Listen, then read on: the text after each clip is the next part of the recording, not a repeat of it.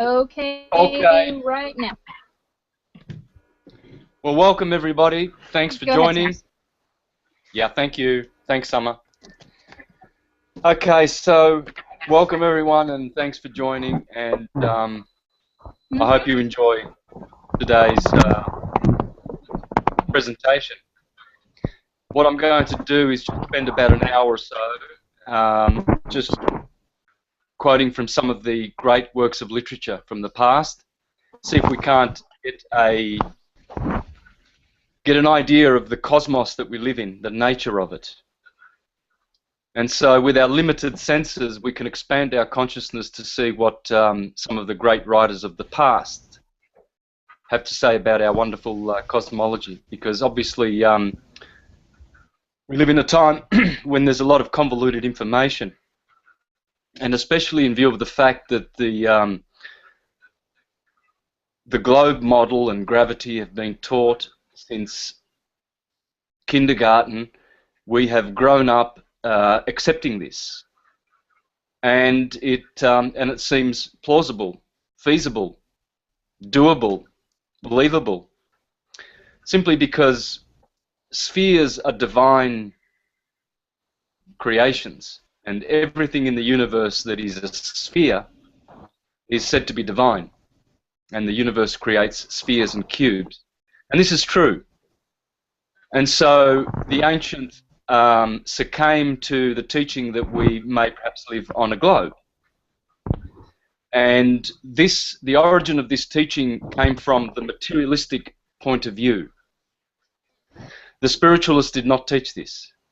There was never a time when the globe was taught from the spiritualist point of view. In other words, from antiquity, mythology, and cosmologies. But somewhere around a couple of thousand years ago, I'm not sure, but they say Aristotle was around 2,400 years ago. Someone needs to mute their mic, by the way. Aristotle was a materialist speculative philosopher, and I believe that the materialist paradigm began in earnest around that time, shortly after Aristotle parted company with Plato. Now, Plato and Pythagoras belonged to a different school altogether, totally different kind of thinking. It was much more transcendental. They were not perfect, and this is why you get a lot of people trying to pin the globe onto Pythagoras and the mystery schools, and I find this so contemptible. I find this so erroneous. Maybe writers in hindsight did attribute the ball to Pythagoras, but Pythagoras certainly was not of the materialist school. So there's a big difference in the two schools that have been handed down from antiquity, and one tends to glorify the creator, the spiritualist transcendental model, and the other takes away glory from the creator and gives it to an impersonal force of chaos, a force that has no intelligence, it's random, chaotic, and somehow order comes from this chaos. And so the purpose of today's call is to tie in the ancient and holy science of astrology with the true cosmological geocentric model. And last week in the first call that we had in this group, I read from this book, Thomas H. Burgoyne, who was a globalist, I guess. And this is volume 2 of The Light of Egypt, The Science of the Soul and the Stars. And in the introduction there, his first opening words, he explains how it is that astrology derives its influence from the sun on the ecliptic. Contrary to what unenlightened people and astrologers who don't know their science correctly teach that the science derives its influence from stars. And the eighth sphere above our heads, which is called the starry heavens, in which the zodiac is contained. And of course it runs obliquely opposed to the Milky Way. So I think it's about 60 degrees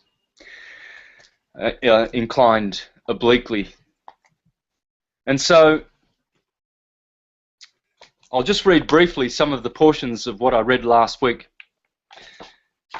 The shining zodiac, with its myriad constellations and its perfect galaxy of starry systems, derives its subtle influence as impressed astrologically upon the human constitution from the solar center of our solar system, not from the stars, which occupy the 12 mansions of space. Aries, the fiery, and Pisces, the watery, are always there. And instead of being an argument against astrology, it is one of its grandest truths that in all ages and in all times, Aries, the first sign of the zodiac, has been found ever the same, equally as well as Pisces, the last. So here we have Aries, the Lamb of God, and Pisces, the fisherman of men. Jesus assumes both roles, the first and the last, and he says, I am the first and the last in the scriptures. And so Aries is fiery and Pisces is watery. And what Thomas H. Burgoyne is saying here is that along the ecliptic, Aries will always be there. So on March the 21st, at that point of equilibrium called the vernal equinox, always, every year, year in, year out, will begin the influence of that fiery sign, cardinal fire, Aries, the ram, and initiating the new year. Always the first, never displaced. And so then he goes on to explain how when Taurus comes along 30 degrees later, the sun is now displaced 30 degrees from that point of balance. So the sun's influence now is different. And then he explains when the sun reaches Gemini, it is 60 degrees removed from balance. Therefore, its influence is different. And then when it gets to Cancer, it reaches 90 degrees. And that is a right angle. And so this angle is called a square. And so Cancer is another tropical sign.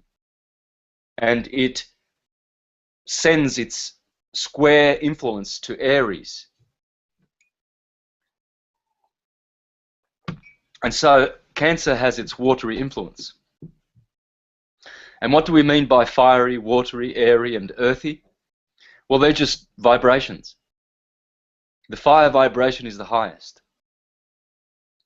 And it causes individuals who are born on the ecliptic in that period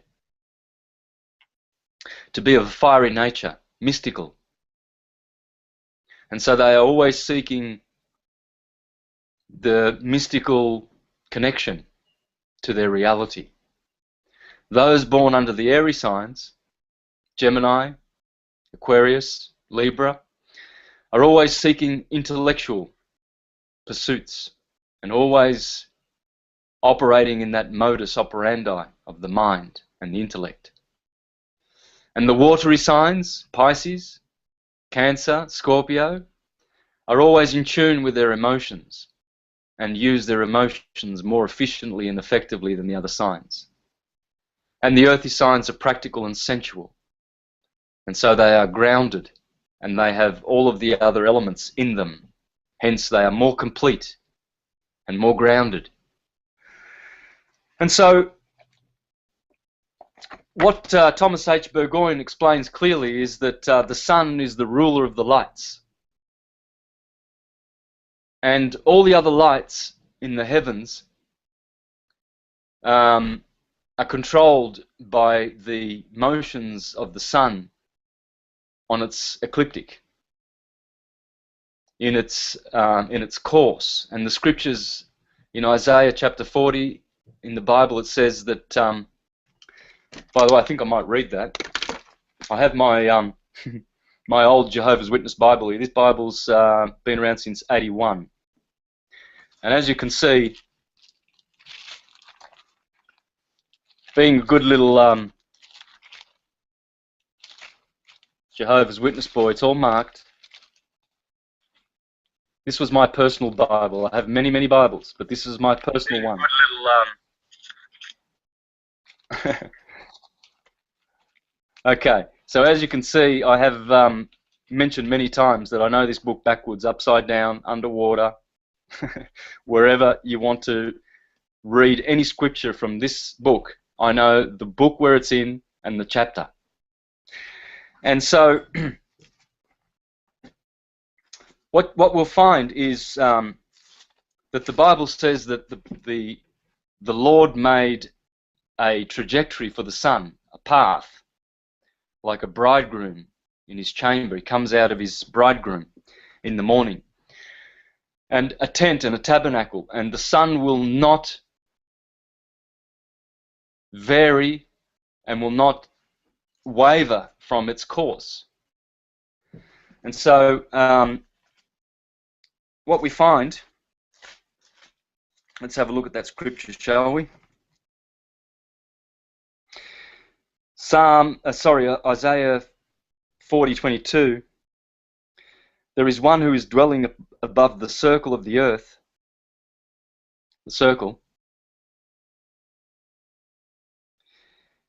and the dwellers in which are as grasshoppers. Sorry, the verse I'm reading is this, and it's, as you can see, it's underlined and marked. And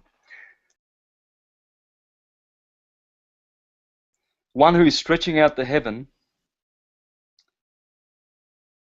as a cloth, as a fine, who spreads out the sun like a tent in which to dwell. The one who is reducing high officials to nothing, who has made the very judges of the earth as a mere unreality. Anyway, the point being that he has stretched out the heavens above the circle of the earth, and the sun is in a path, in a trajectory over this beautiful earth. And so I did show how this worked last week, but I'm going to do it again just quickly on my whiteboard here. And so what we have is the Tropic of Cancer and the Tropic of Capricorn. Tropic of Capricorn is at the bottom, Tropic of Cancer is at the top, and the equator divides these two tropics. And what we have is, we can either do it this way, the sine wave, or we can actually do an analemma. And this place is always the starting point. March the 21st, equilibrium. And so, and here, of course, at the solstice, here, this is the 21st of December, and this is Capricorn the goat, this is Aries the lamb. And what you have here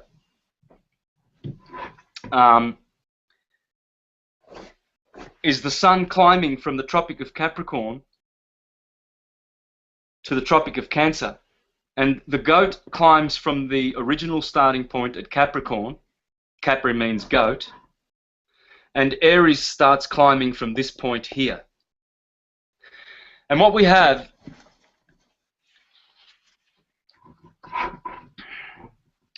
in fact is a spiral. As the sun does circles clockwise, and the circles reduce and get smaller and slower as they get to Cancer, it is making a coil, like a tent. And here there is compression, and here there is expansion. Here is hot, here is cold. And so Aries is in the middle here. And so where Aries begins is a place of equilibrium along this vortex here. And Aries must compress as it gets to the Tropic of Cancer, and then from Cancer everything expands as it gets to the Tropic of Capricorn. And so, keeping that in mind, we'll come back to this in a minute. I'd like to read from Macrobius. Now this is 4th century, Macrobius. And this is the commentary of the dream of Scipio. And now, being Italian, I'll pronounce that Scipio, because that's the correct pronunciation. But there it is, the commentary on the dream of Scipio, which was actually written 2,200 years ago, so 600 years before his time. And so great was this dream of Scipio, a general of Rome who defeated Carthage, that he was given a vision of the heavens and how they work. He was privy to some amazing transcendental science. So I'd like to read from that as you keep in mind the graphic that I just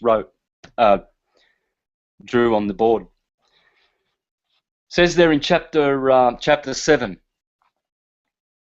at this point we shall discuss the order of the steps by which the soul descends from the sky to the infernal regions of this life.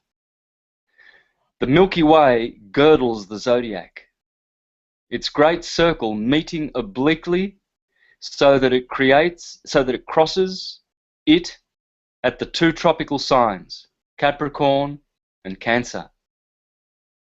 Natural philosophers named those the portals of the sun, because the solstices lie athwart the sun's path on either side, checking farther progress and causing it to retrace its course across the belt beyond whose limits it never trespasses. Souls are believed to pass through these portals when going from the sky to the earth and returning from the earth to the sky. Please take note, guys, because I could read the same science from many, many books. This is just one of them. And this is the system that... What's his name again, Santos? The name? Commentary on the Dream of Scipio, Macrobius. Macrobius, okay, thank you very much. Yeah. Now, the guy mixes flat earth and globe earth here in this book. So if you get this book, don't be disheartened, because you've got to remember, Aristotle lived 800 years previous to this guy, and there was enough indoctrination about the materialist globe model, which I believe is pure demonic teachings. And so he used both models in this book. Interesting. So let's continue on. For this reason, one is called the portal of men, and the other the portal of gods. Cancer, the portal of man, or men, because through it descent is made to the infernal regions. Capricorn, the portal of gods, because through it souls return to their rightful abode of immortality to be reckoned among the gods. This is what Homer, with his divine intelligence, signifies in his description of the cave at Ithaca. Pythagoras also thinks that the infernal regions of Dis begin with the Milky Way and extend downwards, because souls falling away from it seem to have withdrawn from the heavens. He says that the reason why milk is the first nourishment offered to the newborn infant is that the first movement of souls slipping into earthly bodies is from the Milky Way. Now you see too why Scipio, when the Milky Way had been shown to him, was told that souls of the blessed, proceed from here and return hither. Now I'm just going to keep reading because this is too good. Some of it is slightly irrelevant to the point I'm wanting to make, which is to extol the science of tropical astrology and how we can use it in our lives. But it's very, very important because this shows how our souls have been entangled in matter and how we can disentangle our souls from matter. So going on, paragraph 4, he says, so long as the souls heading downward still remain in Cancer, they are considered in the company of the gods, since in that position they have not left the Milky Way. But when in their descent they have reached Leo, they enter upon the first stages of their future condition. Since the first steps of birth and certain primary traces of human nature are found in Leo, and moreover, since Aquarius is in opposition to Leo, sitting just as it is rising, the festival in honor of the dead is celebrated when the sun is in Aquarius. That is, in the sign contrary and hostile to human life. The soul, descending from the place where the zodiac and the Milky Way intersect, is protracted in its downward course from a sphere, which is the only divine form, into a cone.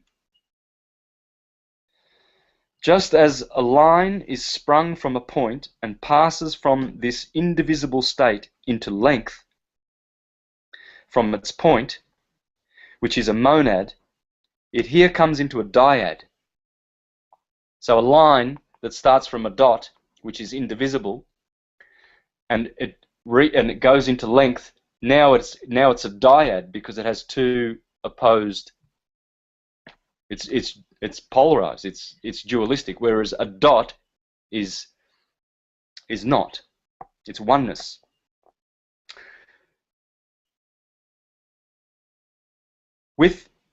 Which is its first protraction.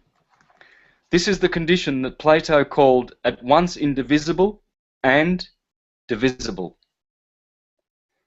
When he was speaking in the Timaeus about the construction of the world soul, souls, whether of the world or of the individual, will be found to be now unacquainted with division if they are reflecting on the significance of their divine state, and again susceptible to it when that singleness is being dispersed through the parts of the world or of man. When the soul is being drawn towards a body in this first protraction of itself, it begins to experience the tumultuous influx of matter rushing upon it. This is what Plato alludes to when he speaks in the Phaedo of a soul suddenly staggering as if drunk, as it is being drawn into the body. He wishes to imply the recent draught of onrushing matter by which the soul, defiled and weighed down, is pressed earthwards. Another clue to this secret is the location of the constellation of the Bowl of Bacchus in the region between Cancer and Leo, indicating that there for the first time intoxication overtakes descending souls with the influx of matter. Whence the companion of intoxication, forgetfulness, also begins to steal quietly upon souls at that point. Now, if souls were to bring with them to their bodies a memory of the divine order of which they were conscious in the sky, there would be no disagreement among men in regard to divinity. But indeed, all of them in their descent drink of forgetfulness, some more, some less. Consequently, although the truth is not evident to all on earth, all nevertheless have an opinion, since opinion is born of failure of memory. No truth is more accessible to those who drank Sorry. Truth is more accessible to those who drank less of forgetfulness because they more easily recall what they previously knew above. That is why in Greek the word for reading means knowledge regained. When we are learning the truth, we are relearning those things that we naturally knew before the influx of matter intoxicated our souls as they approached their bodies. Okay, so point here is that souls enter at the top tropic of Cancer at the compression point at the top of the sun's climb. They are drawn in from the Milky Way into this planet and mixed with earthly elements. And so eventually the souls then are released at the Tropic of Capricorn. And so the bowl of Bacchus, which is in Leo, crater, the Holy Grail, is the cup that we drink from, the cup of forgetfulness, the cup of lethe, which is lethal. You see, some people drink a lethal dose from this cup, and they are forgetful completely of the divine nature that they were before they came from the skies. And so we are further instructed about the nature of our bodies by another 4th century astrologer called Firmicus Maternus. And this book's called Mathesios. And so I'd like to read about the nature of this divine science from Firmicus Maternus. And this is the 3rd book, paragraph 1. In the first place, my dear Lollianus, we must be aware that God, the Creator, copying nature, has made man in the image of the universe, a mixture of 4 elements, fire, water, air and earth, so that a well-proportioned combination might produce the living being as a divine imitation. With his divine skill, he so composed man that the whole force and essence of the elements is collected in that small body. In this way, he prepared a lodging for the divine spirit which descends from the heavenly soul to maintain the mortal body. This spirit, though fragile, is nevertheless a likeness of the spirit of the universe. Thus man, like a tiny universe, is sustained in the everlasting fiery movement of the 5 planets and the sun and moon. Very interesting. The 5 planets and the sun and moon. So these 5 planets, they were called planets because they are planes, but they were known as stars, the wandering stars. And the sun and the moon being the chief luminaries, being totally responsible and in control of all of our life's energies and the existence of our lives on this temporal conditioned plane. So they are the conditioners. So this is why Firmicus exhorted up-and-coming astrologers, seekers of the holy science, to be worthy of this science. And this is what he said.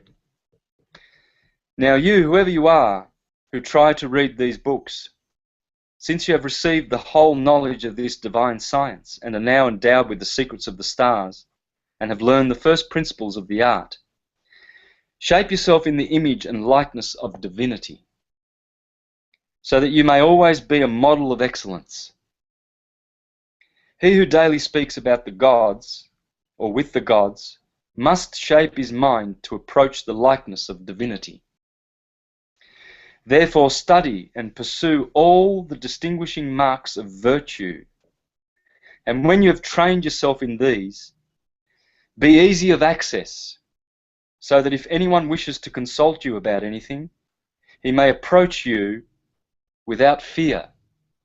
Be modest, upright, sober, eat little, be content with few goods, so that the shameful love of money may not defile the glory of this divine science. Try with your training and principles to outdo the training and principles of worthy priests, for it is necessary that the acolyte of the sun and moon and the other gods, through whom all earthly things are governed, should so educate his mind always that it be proved worthy by the attestation of all mankind. Keep away at all times from the enticements of the shows, lest anyone think you are a patron of this kind of thing. For the priest of the gods must be apart from low, base pleasures. Do not entrust the secrets of this religion to the sinful greed of men's minds, for one should not initiate souls of depraved men into the holy rituals. This divine science cannot at any time adhere to a mind captured and stained by wicked greed, and it always sustains the greatest loss when it is defamed by improper intentions.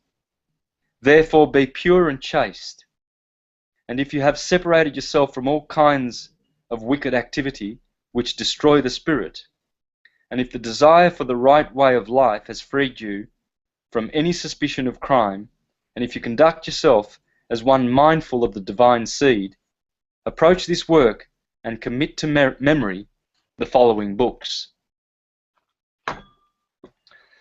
So, those who have drunk from the crater, the cup of Lethe, have been lethally affected by forgetfulness. And this is why there are so many opinions. Oh, God is such and such. Jesus is such and such. And so everybody has their own version and model of their God and the Creator because of forgetfulness and not having direct knowledge through meditation and stillness and contemplation of the great works.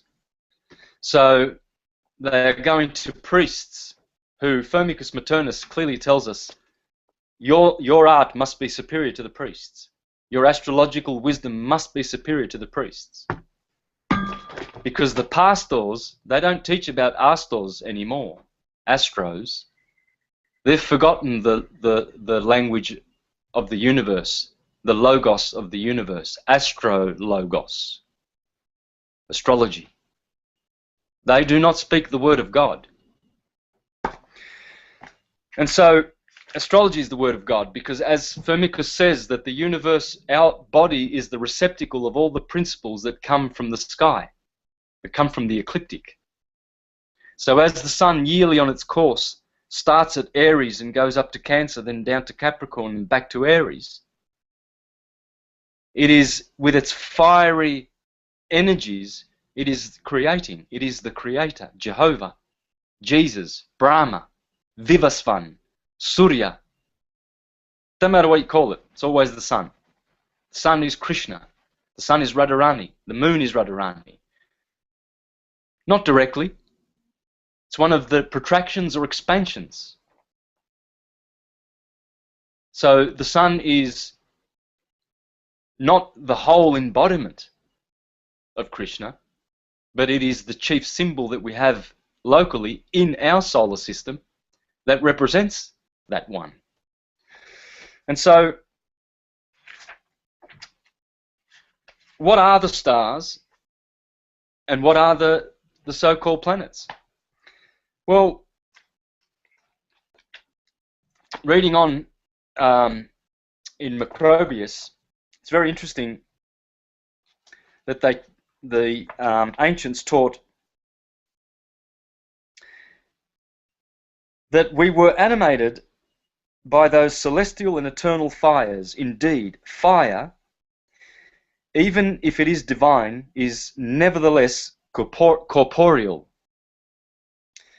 And we could not be animated by a body, even if it were divine, but rather by that which animates those very bodies which are and seem to be divine, that is, by the part of the world soul, which we said consists of pure mind. All is mind. The universe is mind. And so after saying, minds have been given to them out of the eternal fires you called fixed stars and planets, pay attention, he presently added, which are quickened with divine minds, so as clearly to distinguish between the corporeal portion of the stars, the eternal fires, and the soul portion, the divine minds. He also shows that from the stars, the power of mind comes into our soul. So when you look up at the stars in the firmament, you are seeing the power of your mind, because that's where the power of your mind comes from. These are mental astral beings. They are gods. They are entities and creatures. And their work is to look down upon us and give us mental virtues, spiritual virtues, and to transform us into gods. Transform us into the wonderful beings that we are designed to be, eternal and everlasting, unconditioned, unlimited, unqualified. And so it goes on to say, it is interesting to note that this division of soul embraces the opinions of all who are known to have made pronouncements about the soul. Plato said that the soul was an essence moving itself. Xenocrates, a number moving itself. Aristotle called it entelechy. Pythagoras and Philolaus, harmony. Posidonius, idea.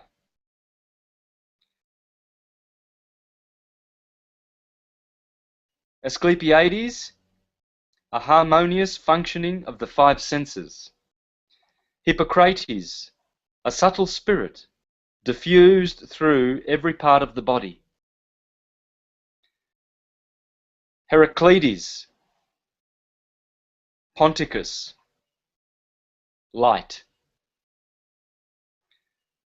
Heraclitus the philosopher, a spark of starry essence. Zeno, a spirit grown into the body.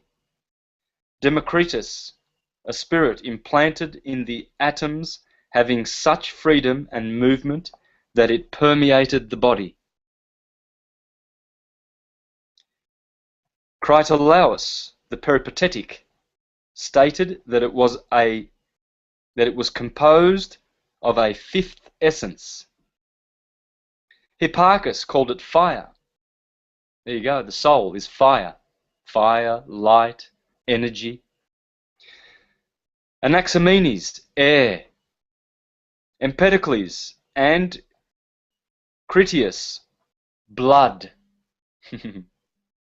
That's what the Jehovah's Witnesses teach. The soul is in the blood. It's all philosophical. See, and half of these are materialist scientists, guys, materialist philosophers. So this is why opinion abounds. And this is why we are here today to sort through the opinions and to find the truth. Let me just finish this. Parmenides, one of my favorites, a mixture of earth and fire. Xenophanes, one of earth and water.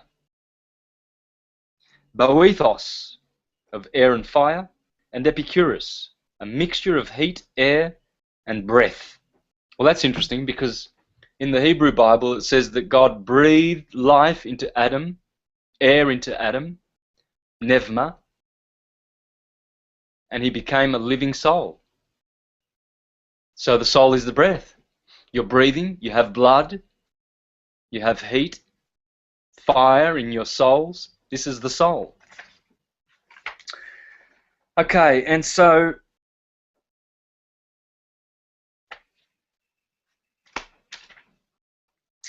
I just wanted to read one more portion from here, and then move on. So again, speaking of the creation of man, Macrobius goes on to say, man alone was endowed with reason, the power of mind, the seat of which is in the head.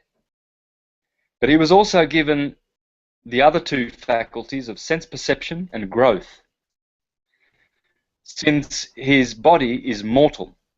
Accordingly, man possesses reasoning power and perceives and grows, and solely by his reasoning power has deserved precedence over the other animals, which, because they are always bent forward and have difficulty in looking upwards, have drifted away from the heavens, and which, because they have not received in any part of their bodies a likeness of divine shapes, have been allotted to share of mind, and consequently no share of mind, and consequently lack reasoning power. Only two faculties belong to them, sense perception and growth. And so we begin to see how special we are. Thence comes the race of men and of beasts, and all the rest of the creation, to affirm that soul always retains the same vigour, but is restricted in the exercise of its powers in living creatures because of the grossness of their bodies.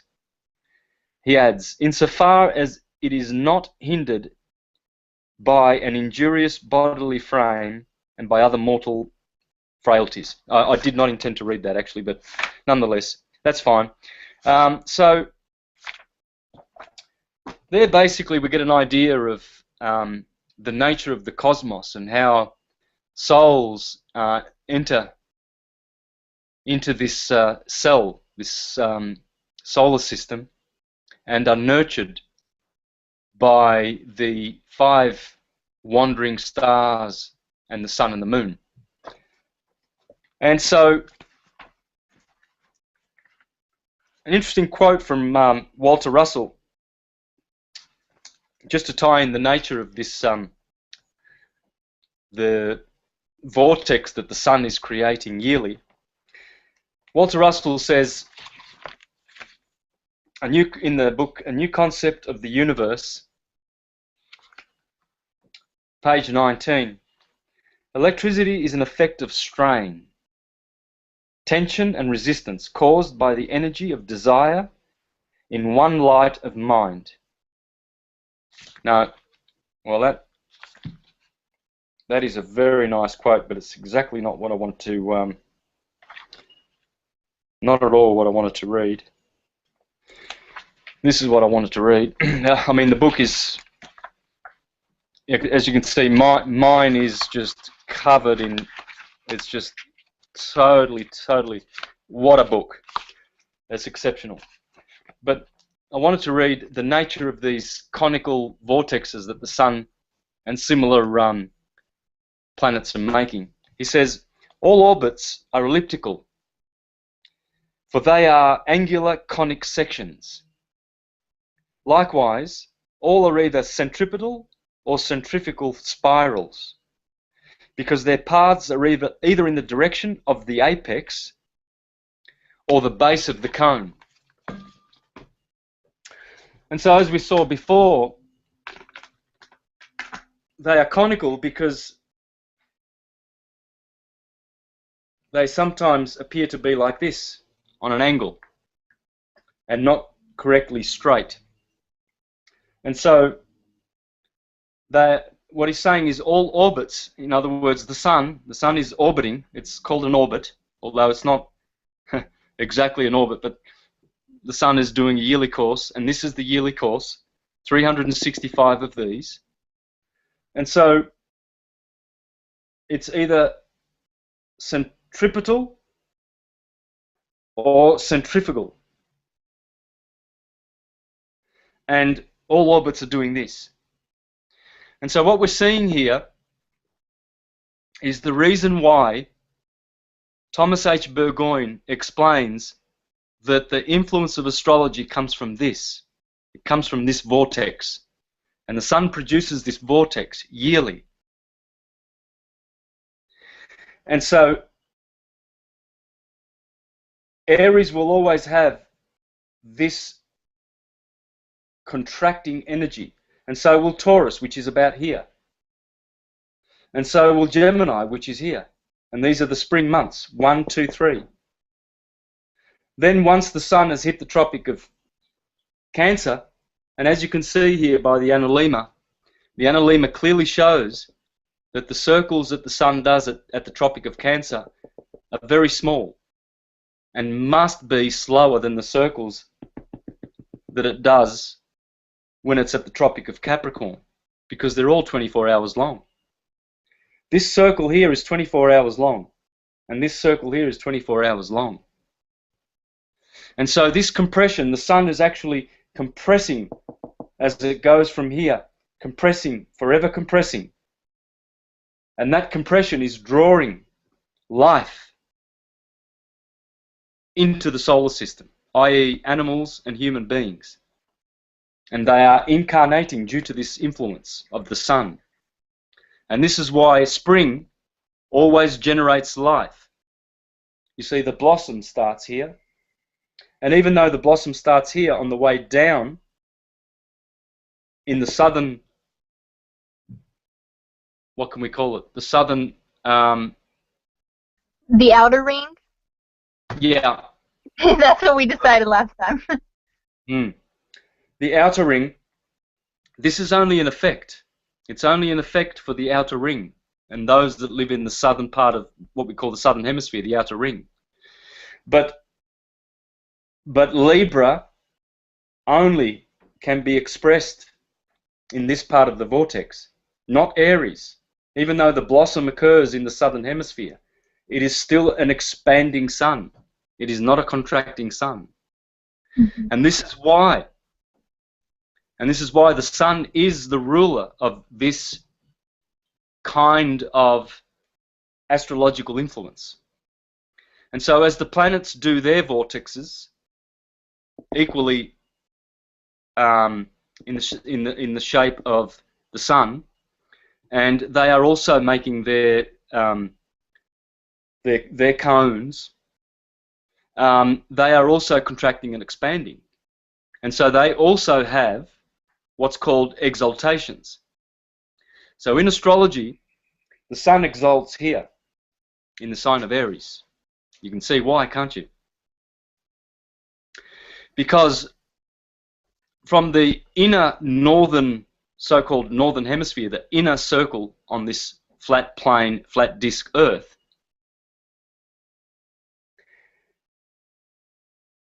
what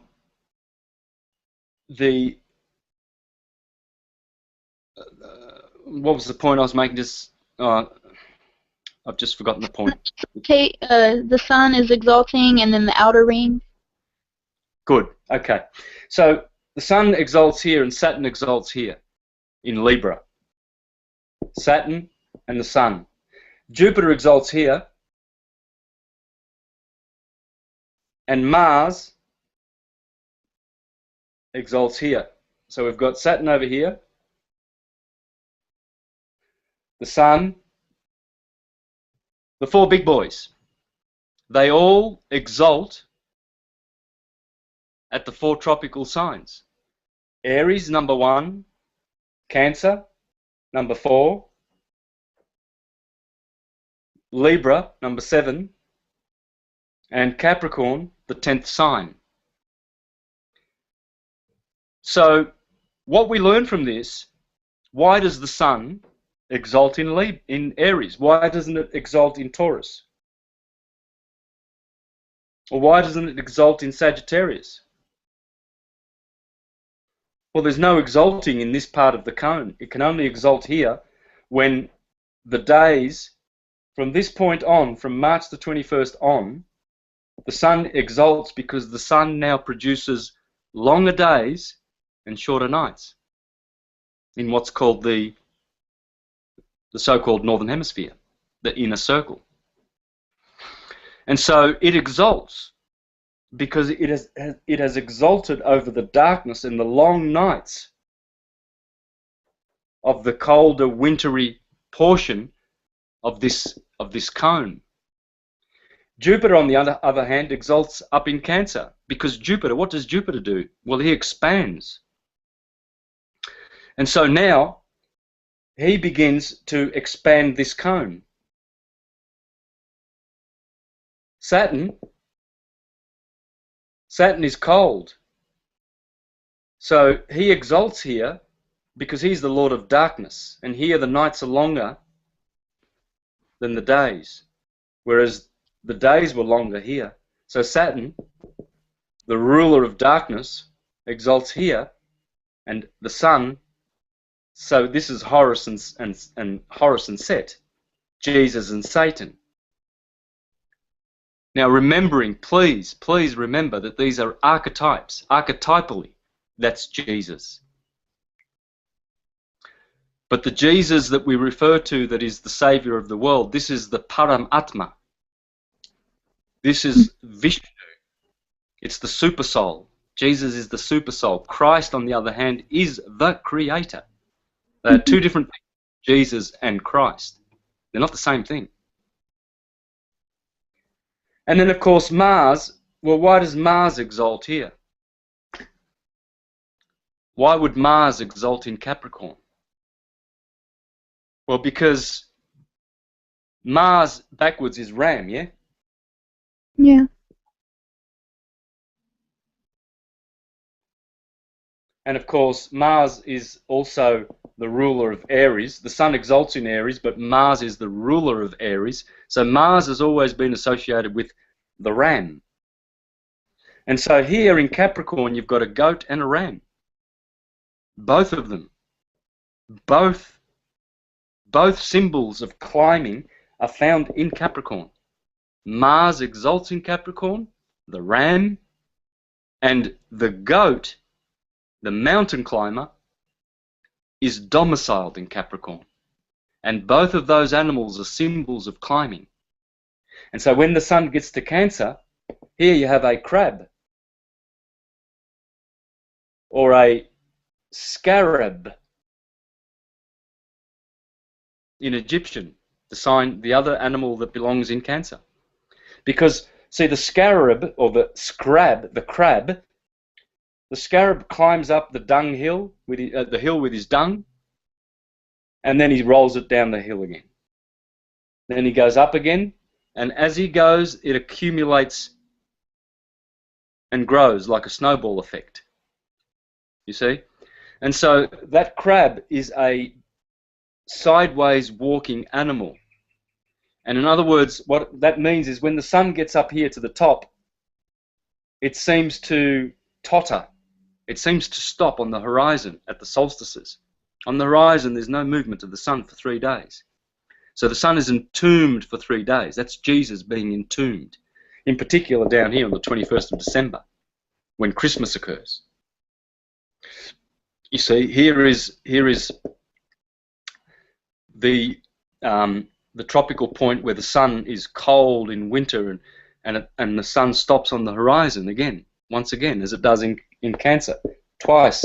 And actually, it is noticed to stop also at the equinoxes. So something amazing happens here for the sun to appear to stop on the horizon, just as it does in Cancer and Capricorn. And you notice that these are all the 4 big boys of astrology, because the other 3 planets, Moon, Venus, and Mercury, they are all below the heaven of the sun. It's called a heaven or a sphere, because all of these 7 planets, they all rule a sphere. And as our souls come down from the Tropic of Cancer, where this is the gate, the portal of men, and this is the portal of the gods, well, very appropriately, Saturn is here. Saturn is here, and that's the scythe of Saturn. He is the ruler. He's the Grim Reaper. Of course, this is the portal of gods. This is the portal of men. And so Leo would be somewhere here on the way down, and this is where the Holy Grail, the cup of Lethe, or the bowl of Bacchus is, where we drink as our souls descend into matter, and we get intoxicated and we forget our divinity from our source. We're disconnected from cause. And so this knowledge, guys, this knowledge is the science of astrologos, the word of the astro, and God is light. So it's the word of God.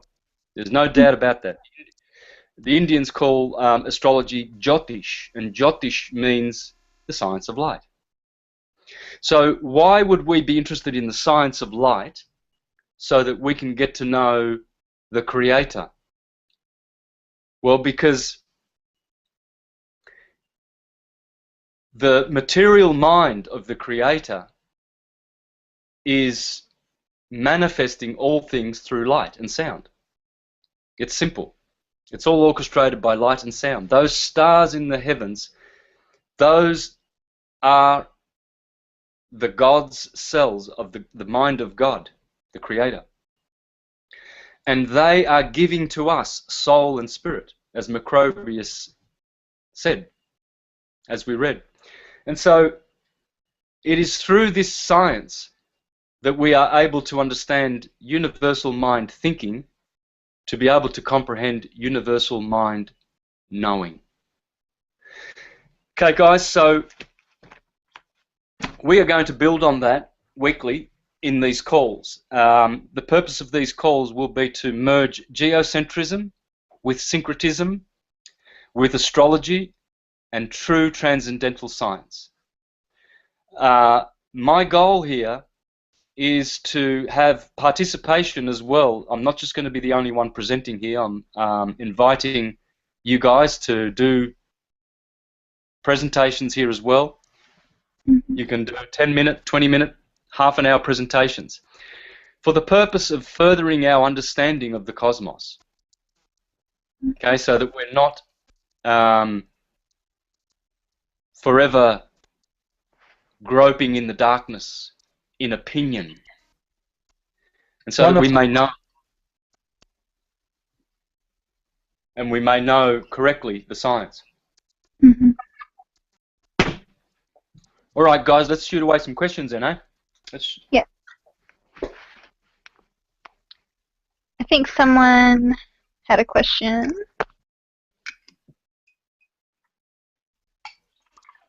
Maybe, maybe not. My question for you, Santos, was it's kind of not really off topic, but you were talking about the golden age in many of your presentations, and when exactly was that? It's called something else in Hindu cosmology, but I was just wondering, like, when that actually was and for how long that was. Yeah, look, whilst I'm answering that, I'm going to try and find the answer from this book for you. This is just exquisite. This is volume 1 of the same book I read from before, and I do recommend that these books are top shelf of your library. It's just, I don't know what I would have done without these books, really. But in here, it talks about the Golden Age. Now, in the Hindu system, this is called the Satya Yuga. Sat means existence, time, goodness, truth, Saturn. And so the Satya Yuga is the Golden Age. Then below the Golden Age comes the Treta Yuga. Treta means 3, the third age, because the Satya is the 4th. So the Treta Yuga is the 3rd age, and it is silver. And then the second age is Dvapara Yuga. I'll write that down. And that is the Bronze Age. And so Satya Yuga or Yug. It's actually pronounced Yug. And then you've got Treta, Yug, and Dvapara. Oh, what am I doing? That's a B. Yeah. I think that's how you spell it. D-W-A-P-A-R. Dvapara. And of course, we just came out of the Kali Yuga. So this is your gold, your silver, your bronze, and your iron age. So we've just come out of this age, and we've popped into this age, according to... Thank God. Let's see, where is he? Sri Yukteswar. Somewhere around here I've got his book, but I mean, you would have seen it in my presentations many times. Sri Yukteswar is... Yeah, he says we've gone into the Dvapara Yuga, the second age, but the Hare Krishnas and other there's discrepancy because the Hare Krishnas teach that we've been in the golden age since the Renaissance, since the incarnation. Yeah, since the incarnation of Lord Sri Chaitanya, around the Renaissance time.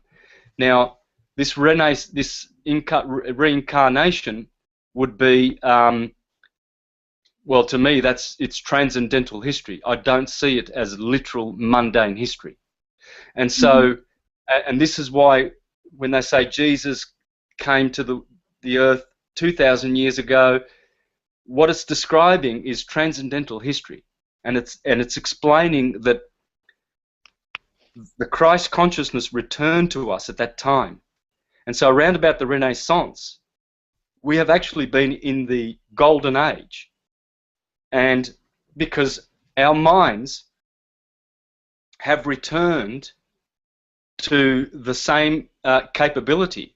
So if only the controllers and the parasites weren't on this realm, the infestation of demons that are teaching the doctrines of demons, we would be well and truly in the golden age right now.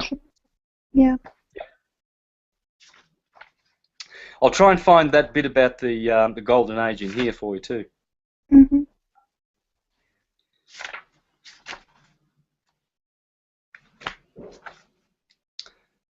Shoot away any other questions, guys. If you have any questions, now's the time. Yeah, it's just one for me. Oh, sorry. No, go. Just with Aristotle, was he not a follower of any Hermeticism or any call? He obviously wasn't if he was sense-based. He based a lot of his philosophy on sense, going against Plato's, of course, everything is an illusion. Is he not a follower of Hermeticism? Was he not a follower? Did he not? Was it not a popular idea, or was he trying to change something? Or, I mean, it's a hard question to answer because we're not there, of course. But we're not there. His teachings are completely different to what Hermetics teach. Yeah, they are, Eden. There was a big fall in consciousness around that time. Really, Right. That's when the Bronze Age ended, and your Pythagoras's and your Plato's, they were still in that mindset, that higher mind, and they received all of their wisdom from. They went to Egypt, they went to India. Aristotle did not. So they were instructed in the secret doctrines and that were kept, and so they were of a different school, transcendental theological, transcendental science. Aristotle parted company with Plato. They had an argument. And he went off and founded the Peripatetic school, which is the wandering philosophers as they go wandering around the cinder tracks, you see. And so, sorry, I just opened the door. It's getting very hot in here. And so, very hot. And so, there started the materialist school. This is where everything material and speculative and empirical began with Aristotle. Sense-based. Yeah. And so they start, because the Iron Age was heavily upon us at that time. The Iron Age has been very brutal to our memory. And so probably Aristotle was, sincere, probably he was a good man, but his philosophy was pure materialism. And so there's two schools, guys. There's two schools, and there always will be in material worlds. There's the materialist, speculative, which comes from detachment from the Creator, no meditation, no spiritual will or desire, and just speculative intellect going wild. And then there's the transcendental, who are ones who are learned in the true doctrines. And the Bible, you won't get better than this, guys. Look at Genesis. I mean, I remember I used to read Genesis chapter 1, and I used to laugh at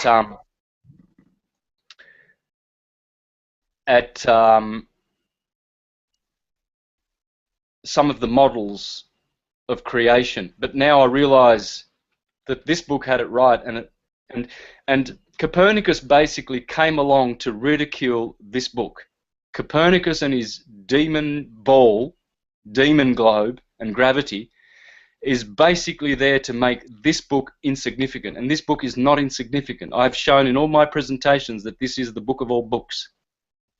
It is divine, and it has been divinely inspired. Not in the sense that, Habakkuk and Isaiah were sitting there penning it frantically under the direct inspiration of some God transmitting through his mind.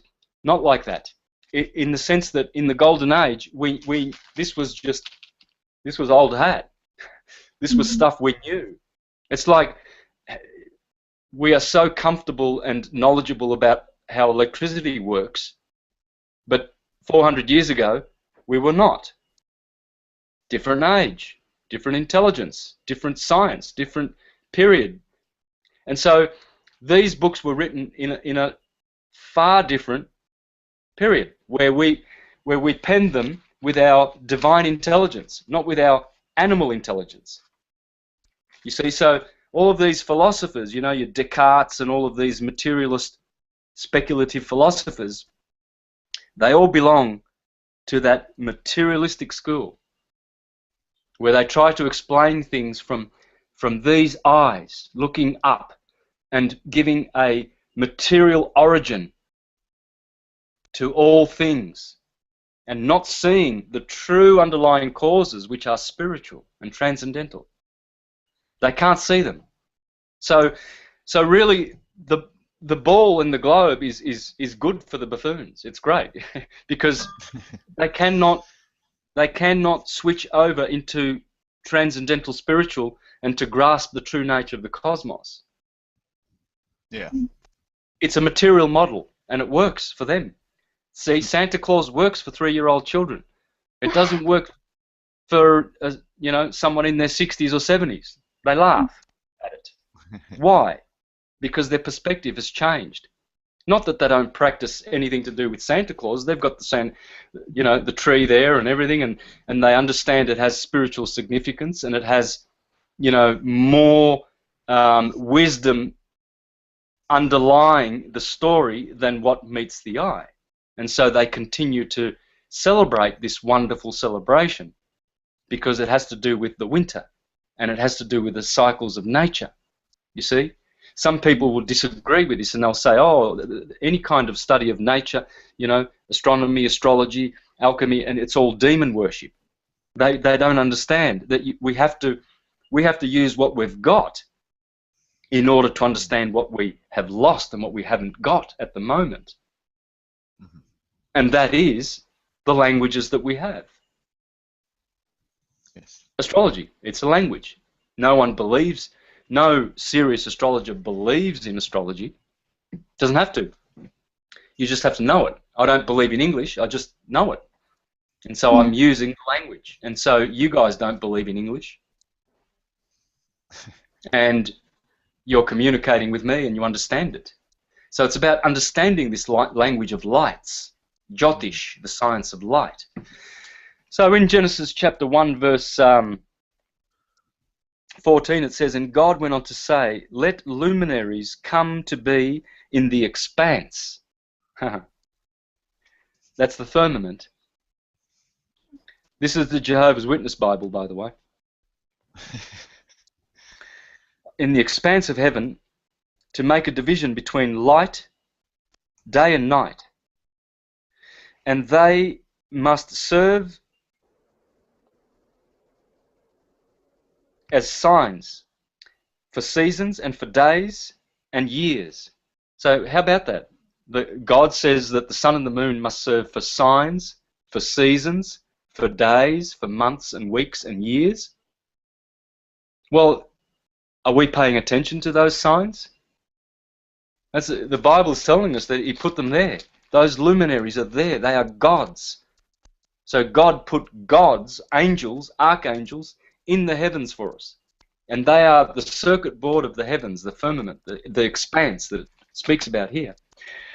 And then it goes on to say, "And they must serve as luminaries in the expanse of the heavens, to shine upon the earth. And it came to be so. And God proceeded to make the two great luminaries, the greater luminary for dominating the day, and the lesser luminary for dominating the night, and also the stars." The stars are angels. That translation is not correct, stars. There's only 5 stars in the sky, and they are the wandering stars we call planets: Jupiter, Saturn, Mars, Venus, Mercury. And the sun and the moon, they are different. They are luminaries. And then the stars that we call stars, those are angels. Those are angels. Santos, it's Ryan here. I just have a question about that further. When we're done with this body and we die, you've talked about this before, we first go to the moon, and then we need to sort of pass through that first gate of heaven, and then we move to whatever's next, Mercury, Venus, and we go through these stages of being able to transcend up to the Creator. Can you speak a bit more about that and how, what each star is that we have to have learned in this lifetime to be able to transcend to the next stage, or what that is, or do you have a document or a book? Yeah, and remind me, Summer, to, because I won't be able to find that about the Golden Age. Remind me during the week for next week, because that'll be really good for next week. Good question, Ryan. Great question. I'm going to read from both 4th century and 2nd century. This is Ptolemy in the Tetrabiblios, and this is Macrobius. And this is what he says about the 7.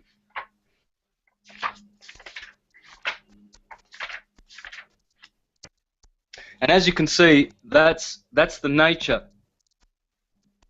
It's not very clear there, but there are 7 rings outside of the Earth, the circle of the Earth, and all those 7 planets.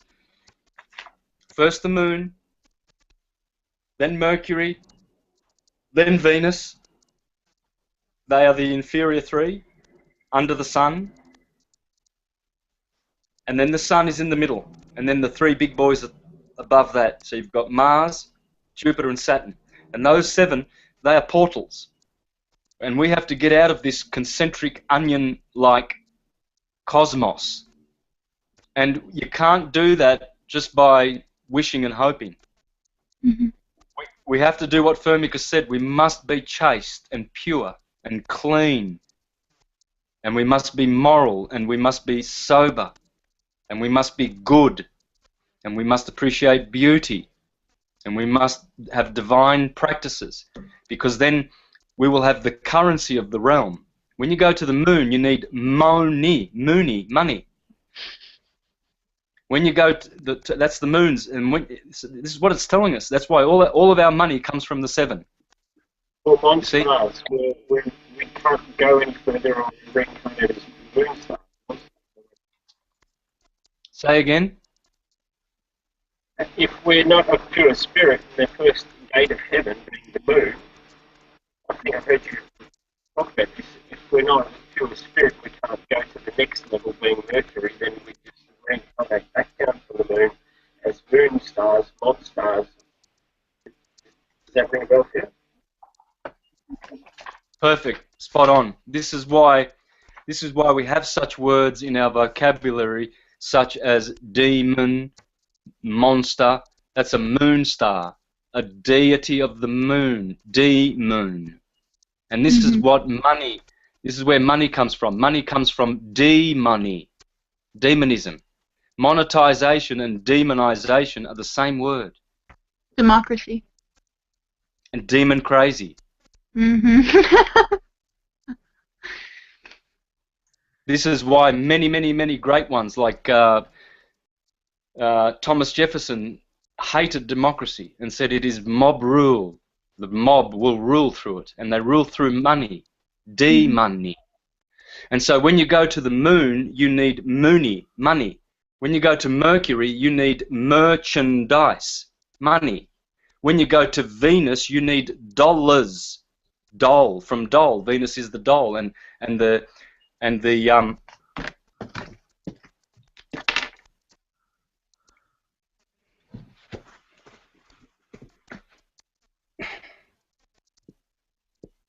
Isis. That's what Isis is. The doll of the dollar. Isis is the doll of the heavens. And then the sun is gold. So when you go to the sun, have you got any gold? You remember Led Zeppelin's song, and she's buying a stairway to heaven? And then when you get to Mars, Mars is the root of market. Mars, the market. See, all of these orbs, moon, money, Mercury, merchandise, Venus, the dollar, gold, and bronze, copper. Copper is her element. And what do you have in your pocket? Yeah, well, you've got copper and brass money. Silver money, the moon. Gold money, the sun. Jupiter. Well, who's Jupiter's consort? Juno. And what did they make in the temple of Juno in Rome? Money. That's where all coins were stamped, in the temple of Juno, the consort of Jupiter. And Saturn? How is Saturn involved with money? Well, Saturn is lead, you know, and it's another metal, and these metals are precious metals. And so the metal indicates the value, and it also indicates the currency. So when we go to these realms, do we have the alchemical currency? You don't want to go there with gold in your pockets. You can't. You have to have gold in your soul. This is why, you know, we have to buy our stairway to heaven. And so this is what Macrobius says about how we get down through the seven heavens, our soul, and each time we come down, we get clothed with a vestment that each planet bestows upon us, and that vestment is a condition. So Saturn, in the sphere of Saturn,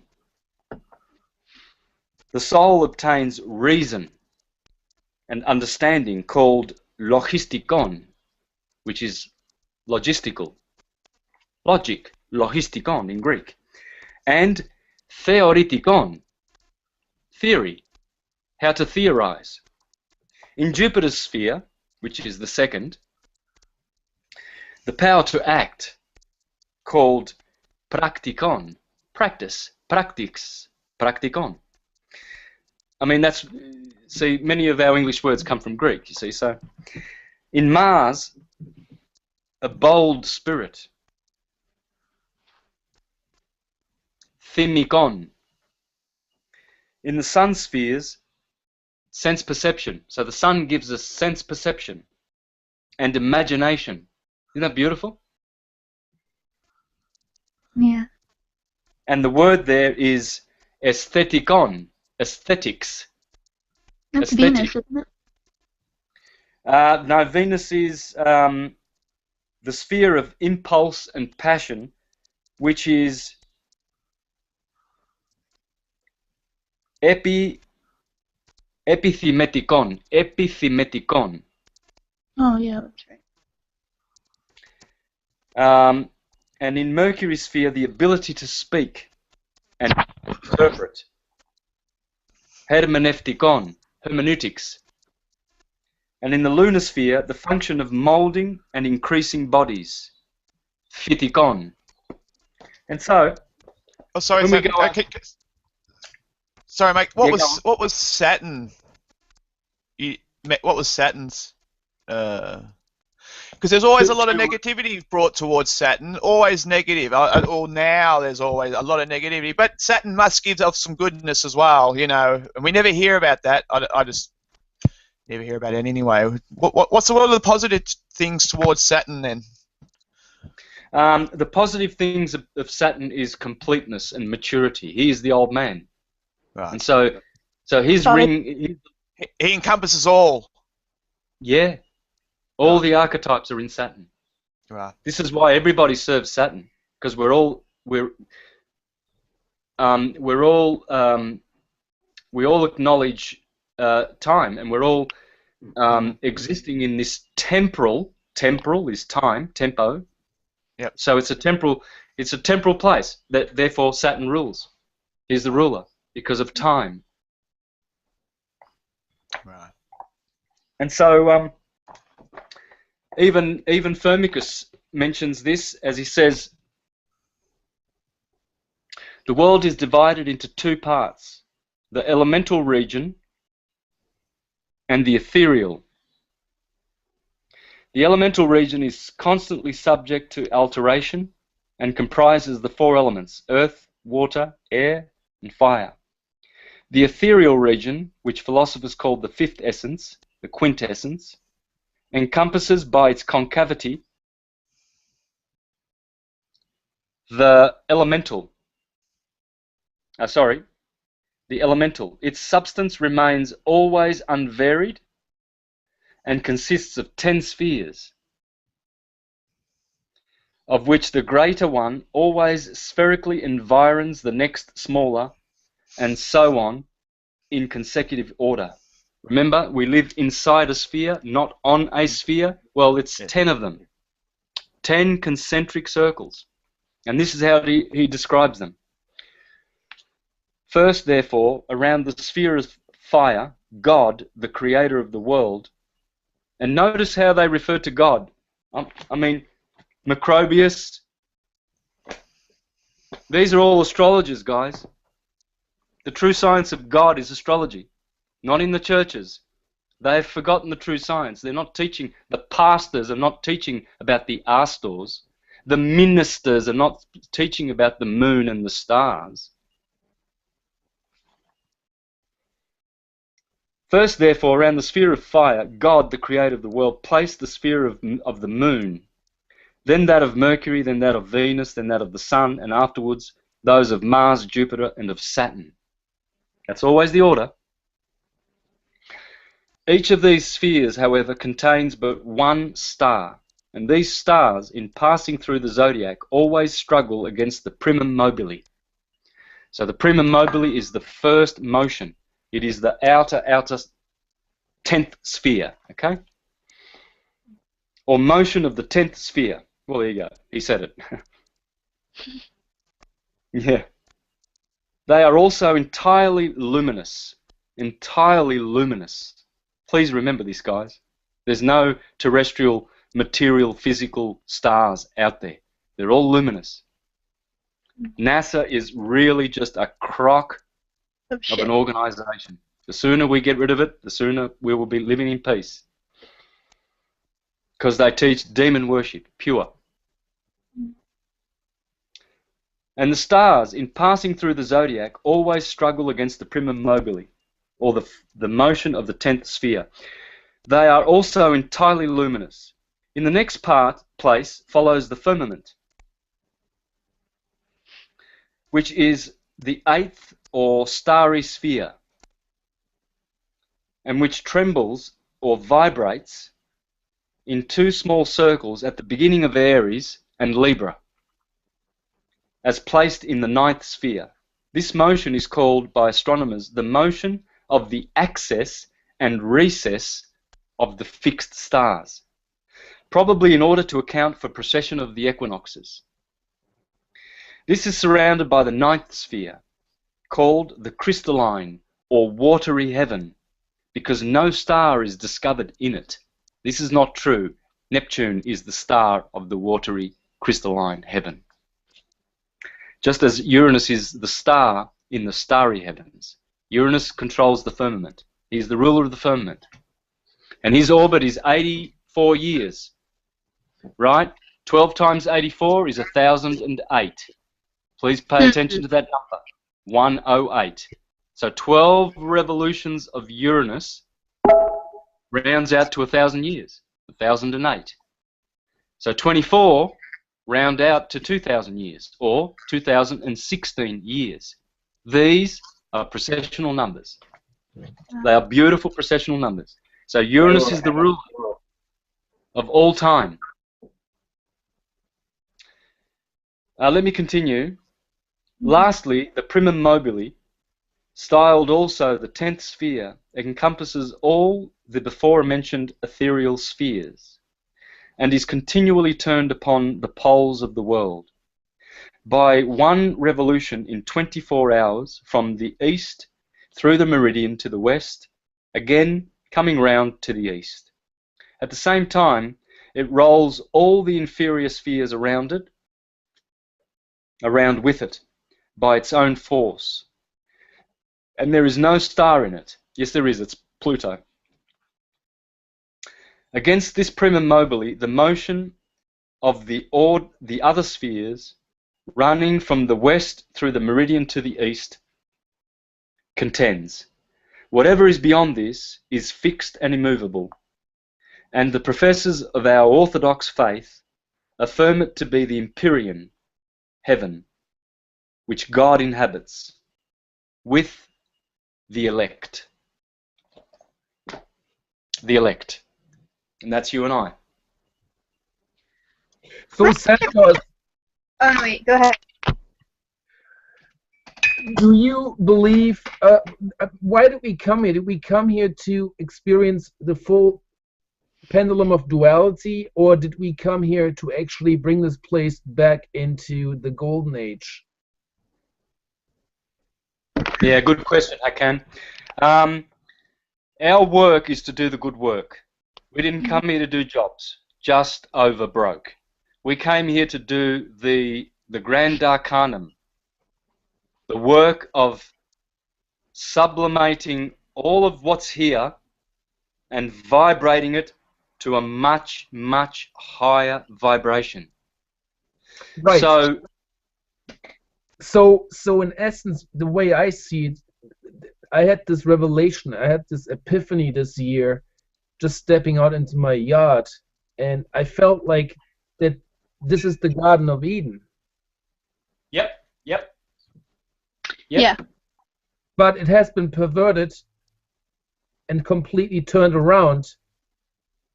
And what do all the other souls, billions of souls, what did they come here to do? Are we all here to fulfill the same purpose?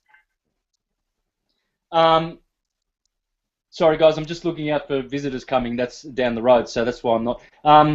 Yeah, there's two kinds of souls, Hakim. Can you hear me well? Yes. Okay. There's two kinds of souls, brother. There's souls that are reincarnating continually by refusing to acknowledge the Creator and have been punished in this place. And there are souls who have been sent here to help them. And these are, you know, ascended ones, ascended masters and great teachers, your Platos, your Pythagoras's, and all of these great teachers who don't really do the same kind of reincarnating over and over again, but they have a special purpose. So there's according to the Hermetica, there are ones who have been sent deliberately to do this good work of saving others, and there are others who have come against their wish and who have been forced to come here of that group, and then there's the other ones who are just plain old asleep and who have no desire to come to the light. They have no desire to break away from pseudoscience, and demon worship, and to worship demons. That kind of tied into my question too, because I won't really go into it, but just like past lives and stuff, and being able to see things from the past and stuff, and like you have said, you know, maybe you haven't said this exactly, but I remember Eilish in one of your interviews with her. She had said she saw visions of you and when you were teaching in those times, and I had seen the same thing, not visually, but it was a knowing, and personal experiences myself. And it's like if we came back in the day to help people, and we're still here, that's where like my question is with that, because I guess our mission isn't done yet. If that's even a question. I don't know. I guess I just wanted to say that. No, but it's a good thought, sister. Thanks. It's a very good thought. When do we get to go back to Godhead? Mm-hmm. It's a big question. Who knows? Our work is to continue heads down, nose down, chin up, always, never wavering from the path, and helping to bring the balance back. Mm-hmm. Somehow, the microcosm affects the macrocosm, and so as we improve and as we get better internally, out there gets better. I mean, I see this on a daily level. You know, when I'm not right and I'm angry or not focused, then it just seems that the world is matching that. It just matches it. You know, energy for energy. It's just exactly the same. But when you overcome all of this weakness that we have, there's so much, you know, material weakness, and you do some growing, then you see externally in the world that growing has taken place too. It's a beautiful place. There is only beauty. Only beauty exists, really. Even though, you know, there is ugliness in things like, you know, some of the things we see in the world, like rubbish tips and sewers and wars and things like that. In our unconditioned temporal, unconditioned everlasting state, these things are insignificant. You know, they come and go. These are just events in history, in the past, which one day eventually will have no significance at all in the eternal now. And so our work is to bring back the balance. We got to balance the good and the evil, what they call the good and the evil. So in this dualistic plane, and that's what we're doing. We're balancing all things.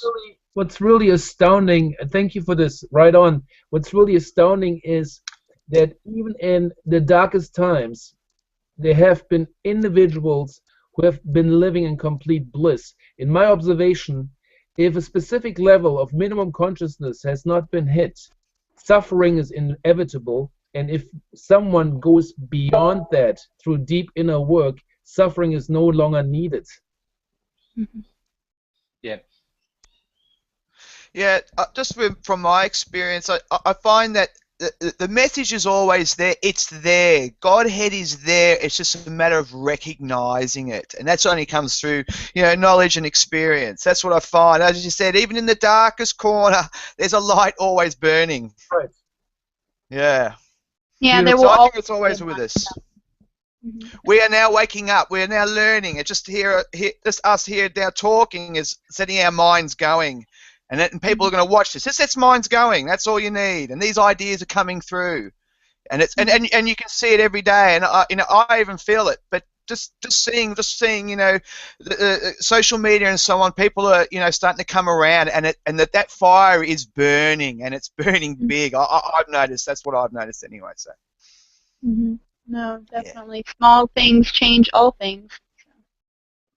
Yes. Yep. Small steps. Small steps, just progress every day.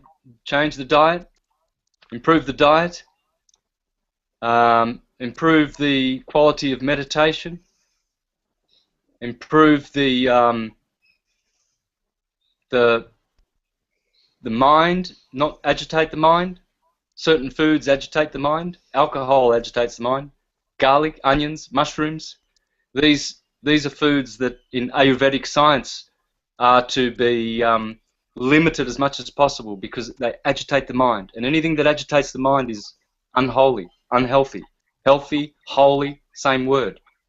Comes from halos, comes from salt. The Greek word for salt, salvation, or salud in Spanish, which is health, is just that. Health, halo. And halos is salt. And so another thing that we really need to intake is salt. Good salt, Celtic sea salt, Himalayan salt, and just drink it. Salt is electrical charge. That's one way to get healthy and put minerals in the body. Which in fact is also one of the reasons why they have introduced all that processed salt, which is so harmful. It is. Death. Salt on steroids, I call it. The same with sugar. There's no sugar anymore. It's a composite of something they've made, but it's like sugar on steroids. Yeah, good point. Good point. Electric. Well, go on. No, I said just electric foods. Dr. Sebi, research him if you haven't already. Exactly. Dr. Sebi, I like Dr. Robert Young. He's pretty good. He speaks about just the 4 essential requirements, which are good water, alkaline super water, salt, and he likes both of the salts that I've mentioned. Chlorophyll, which is my green smoothie here. See that green?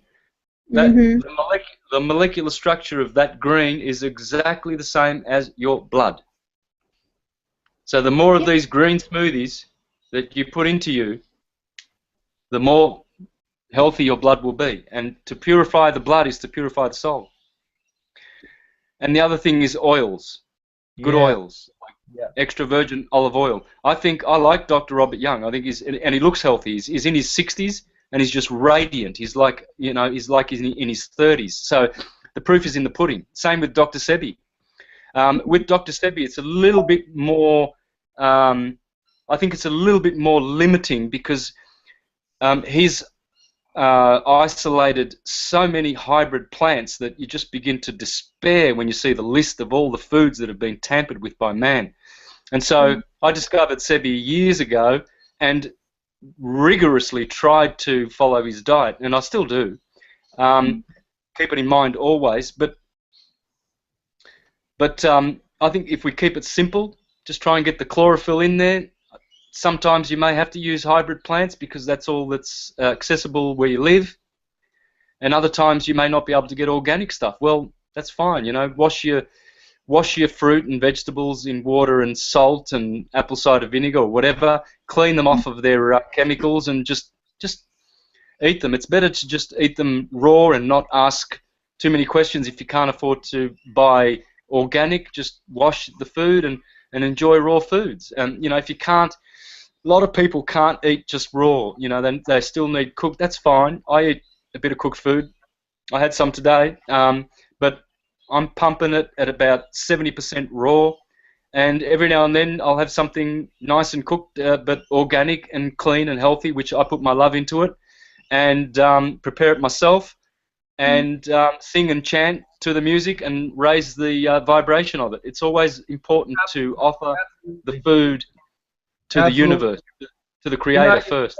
Ayurveda, we actually do recommend a specific portion of cooked foods, not overcooked but cooked, just because as you know, plants have antibodies too, and what you do if you eat raw for a long time, you can diminish your body internal enzymatic production over time.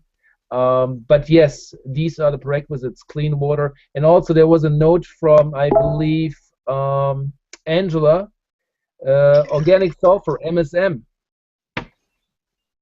Yes. Organic sulfur? Yeah.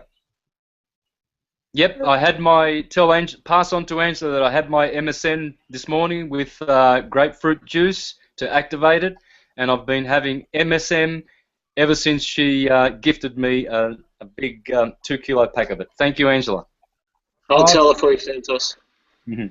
I totally want to know more about that, but I actually wanted to ask you a question about the chlorophyll because I guess it came to me yesterday, and I was like, I haven't had my dosage of chlorophyll ever since I found out about Dr. Sebi, because all the chlorophyll I was getting was spirulina and just all the stuff that was made in a lab, so I kind of just gave it away. But I've just been thinking lately, because my body just has been telling me, so I was just wondering what do you think is the best option for chlorophyll, like in the best quality or quantity, or not quantity, but just to be able to get it daily. May I give you a quick suggestion in that regard, which I found to be really, really easy, is Oceans Alive phytoplankton, which is a super clean product and which is packed with chlorophyll and all micronutrients this earth has to offer. It's quite phenomenal how great this product is. It's by Activation Products. It's called Ocean Alive phytoplankton. You might want to look into it. Thank you. Hey, can you please, thank you, Hakan, can you please put a link in there into the chat of that? Is that too much to ask, please? Absolutely. Yeah. And like, go ahead. No, you go. I've spoken enough. I was just going to actually go kind of back on topic, but kind of not, about just your opinion, because you know the Bible back and front, up and down, and in all places. So I was going to ask you about the prophecy of like the stars falling out of the sky, because I've personally not seen that, but I've seen pieces of the sky falling from the sky in dreams that I've had long time ago, before I even knew about the flat Earth or anything like that. And I was always wondering, I'm like, what is that? Why did that happen? And just really prophecy, because I've actually heard a prophetic song that was talking about the stars falling out of the sky, all except 7 or something like that. So I just wanted to know, like, your opinion on that. Yeah, look, that's a very unusual prophecy. I remember that from when I was a little boy, and the stars that transgressed the order of the Lord, and they fell, and the devil dragged 1/3 of the stars of heaven, and they fell from their original place, and this is an offensive behavior. This can be interpreted and understood on a few levels. And one of the levels is definitely that those stars are angels and they serve the Creator. And some of them actually fall. They do fall. They do leave their original post, their original service post, and they commit the sin of falling. And their souls do fall onto this plane, and they do manifest as demons. And hence, your George Bushes and your Hillary Clintons. I always use those two because they are the most, in my opinion, they are the most symbolic of the demon. They really, really personify and epitomize the demon, the Nephilim that have infested this plane. And a lot of them come from those stars. They are stars, fallen stars. They are Nephilim, literally. And so this is where mythology does describe literal things. It really does. But the other interpretation is one that I've often presented in my presentations, and that is the sidereal precessional slippage of the stars. You see, there are two motions in the solar system. There's the tropical Western system that I teach. It's tropical, based on the tropics. And there's the sidereal. Now,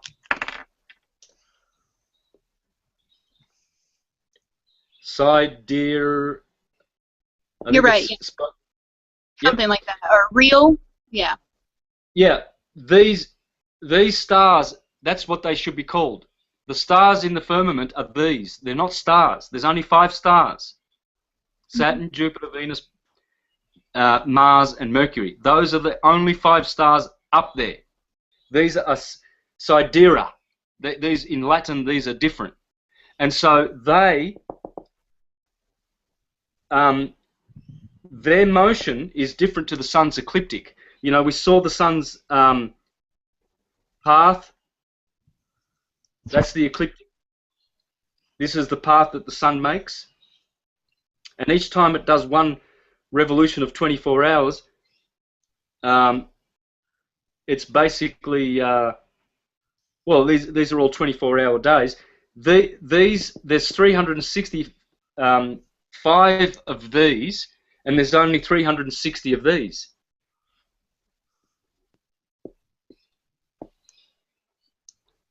So the sun is doing 365 of these, and the firmament is only doing 360 revolutions, and there's a differential. Mm-hmm. And I've always hunched, I may be wrong, but I've always hunched that that's what the Bible means, that the stars, because there's something has happened. The sun is supposed to actually do 360 well, what days, rotations every year, the same as the firmament, because the firmament is like a chandelier and it's turning around and around, right? It's spinning around and around every day once, and it does 360 of those. And so there's a differential there. So the sun is opposed to the firmament. There is friction going on. They're not balanced. 360 here, 365 and a quarter there. This is not right. Something has happened to the sun. The sun is not comfortable in this 365-day year. And this is only a recent thing. It hasn't been doing this for a long time. There is records suggesting, clearly suggesting that the year used to be 360 days, exactly in sync with the sidereal firmament. And so that's another way of seeing that scripture. What do you think, what does a firmament consist of? Is it just energetic in nature, or do you think it's actually crystal form? I don't know. I don't know. A lot of guys say that it's firm, hence firmament, just as the Earth is called terra firma. Terra firma means firm, not moving. So the firmament could be of some kind of glassy, crystalline substance, or it could just be energy, like intense light energy, and it has like a toroidal shape to it. Yeah. Yeah. Yeah, because in my dream it was really weird because it was falling out in hexagonal shapes. And if you've ever seen like solar roadways, I don't know if anyone's ever seen or heard of that. It kind of looked like that, and it was like, but it was like pieces. I was like, so it didn't make sense because I know it's not like some man-made thing. I know it's definitely divine and made out of something that even nukes can't penetrate. I mean, you see on YouTube all the time of them trying to blow it up, and they can't. So. Yeah. Yep.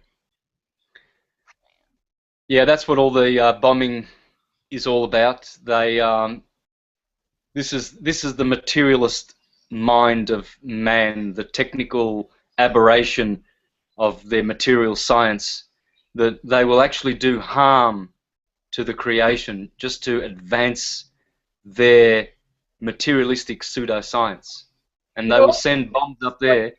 Excuse me. It almost seems like that they declared war against the Creator. Yeah. Yes. Yes.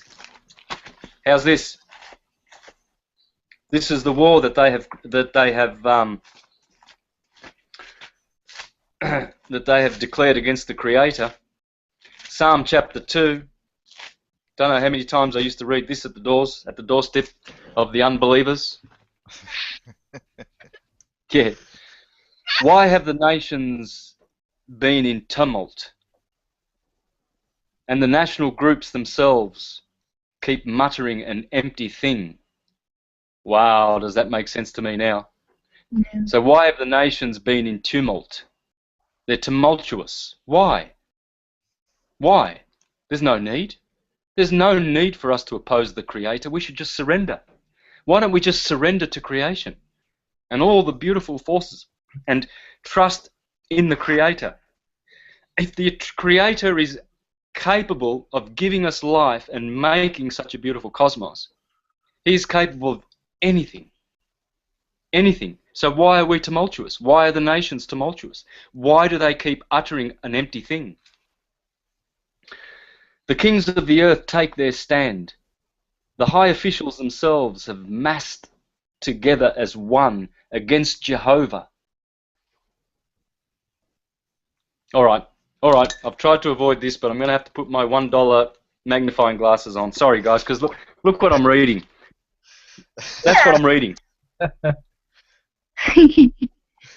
I'm reading that. This is sacrilege what I've done to my Bible, man, but everywhere. So against Jehovah and against his anointed one, that would be Jesus, Vishnu, saying, let us tear their bands apart and cast their cords away from us. See, this is what your George Bushes would be saying. They'd be saying, let us tear the bands, the Creator's bands apart. Let's get rid of anything to do with the Creator, and let's just promote and divulge demonic teachings like the gravity globe, meat-eating, satanic teachings. The very one sitting in the heavens will laugh. Jehovah himself will hold them in derision. At that time he will speak to them in his anger, and in his hot displeasure he will disturb them, saying, even I, have installed my king upon Zion, my holy mountain. Let me refer to the decree of Jehovah. He has said to me, you are my son. I today have become your father. Ask of me that I may give nations as your inheritance, and the ends of the earth, as your possession. You will break them with an iron scepter. As though a potter's vessel, you will dash them to pieces. And now, O kings, exercise insight. Let yourselves be corrected, O judges of the earth. Serve Jehovah with fear and with joyful trembling. Kiss the Son, that he may not become incensed, and you may not perish from the way. For his anger flares up easily. Happy are all those taking refuge in him. Her, Radharani, the goddess, Mary, the Queen of Heavens, it's the same thing. Happy are those who take refuge in that one. Why do we need to be tumultuous? Surrender from the heart. The fact is, within the beautiful creation of equilibrium, if you go by the natural laws she has given us, we never really run into problems, even physically, and they have perverted everything to such an extent that you don't even find any more healthy people around in the so-called civilization. This is how deep this this perversion has gone. It is, Hakan, and this is why little old me over here is sharing my private time with social media and interviews and so forth, because I can't rest if that is going on, and you can't either. That's why you're here. So our souls are disturbed by the disturbance of these demonic forces that have infested this plane, and we have to honor the Creator by giving glory to the Creator and by not turning our heads and following in their ways. Do not go with the crowd. Better to walk alone than with a crowd that is going in the wrong direction. Agreed. Yep. And so, you know, I have to sacrifice. I mean, I live in the perfect place in a rainforest where I could just be blissing out and tiptoeing through the pastures with, there's kangaroos everywhere, there's beautiful birds singing all the time, there's hundreds of different birds, there's animals everywhere, there's I've got 2 rivers just 15 metres from my cottage. I've got one river which is a tributary to the Mary River, which is one of Australia's great rivers, and then just 30 metres over that way is the Mary River, and it's one of the most beautiful rivers. And I could just, I don't know, forget the world and all of their troubles and stay in paradise. But how can you? You just can't. Well, I was able to when I still bought the New Age bullshit, but after I saw through the New Age bullshit deception, see, New Age makes you really nice and sit back, and you're like, you know what? Everybody creates what they want to create, yada yada, la da la. But you know what? There is no sitting still. Yes, you could sit still for like a lifetime and have a little life in bliss, but these problems, they need to be addressed. Yeah. And all of these Mayavadis, teachers of Maya, the delusion, the illusion, they're all promoting, on the one hand, your New Agers are preaching prosperity consciousness, and you can have Ferraris, and you should be materially wealthy and bountiful, and you should enjoy everything in material nature. Sure, we shouldn't you know, be necessarily suffering when everything is in balance, but it's not the time for prosperity consciousness. And then on the other hand, oh, love and light, and what is, and you can't, you know, affect a change, and just have to accept that it is, and it is, and don't worry, and you will, you know, all things will correct with this wonderful, you know, That is super. You'll find those people will be the first ones to throw a knife in your face if you what's to say, come in conflict with them with that idea. They preach peace, but yet if you argue with it, they'll throw that hand in there or that fist in your face and say, no!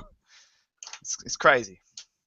Well, again, I don't believe that the New Age religion was actually put out by coincidence. It's a very, very smart move within the chessboard, and they have done a great job to divert people into that little realm of illusion, where they just stand down and basically just accept the faith for whatever it is. And that is, of course, what they intended, and they have done an amazing, amazing job.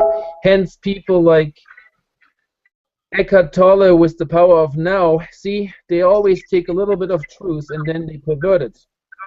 And of course, there's only now, but he says just stay in the now. It doesn't really matter. Sit on the park bench and look out the window.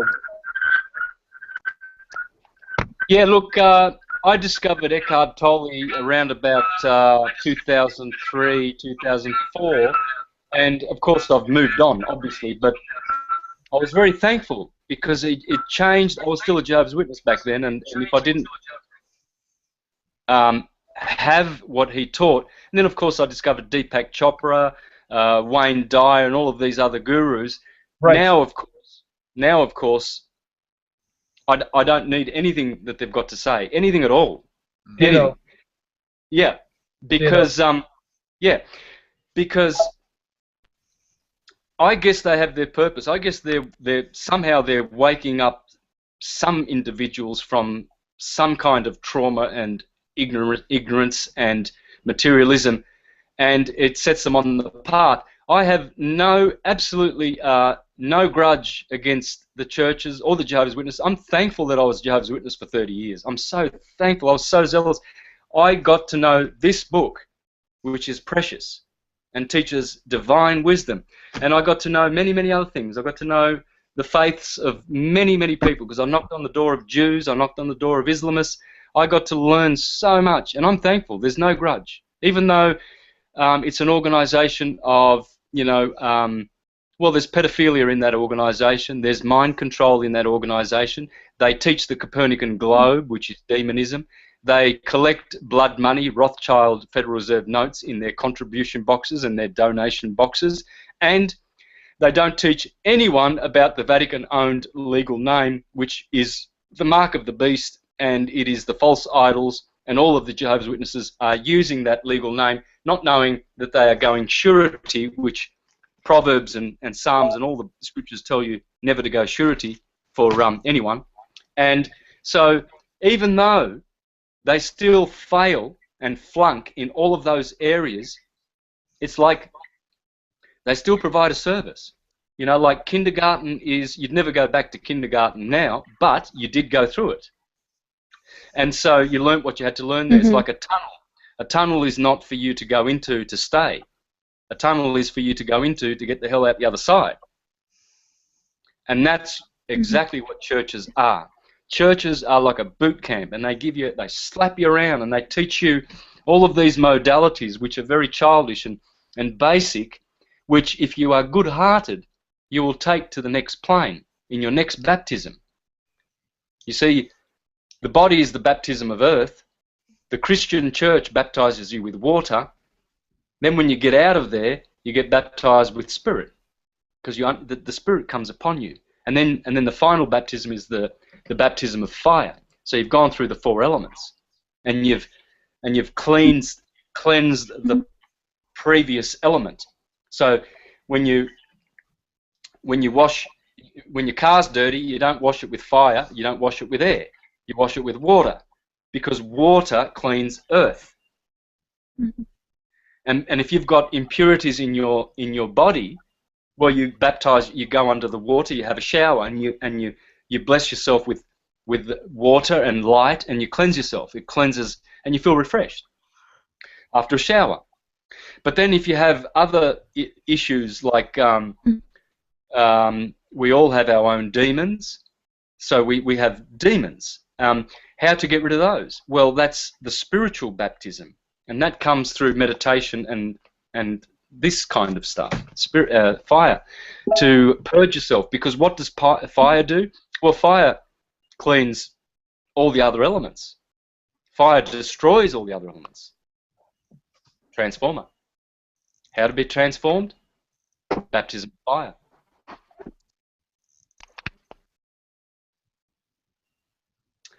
And I think we're about done, man. It's good, solid 2 hours. So thanks for joining, guys. Yeah. Great. I was gonna.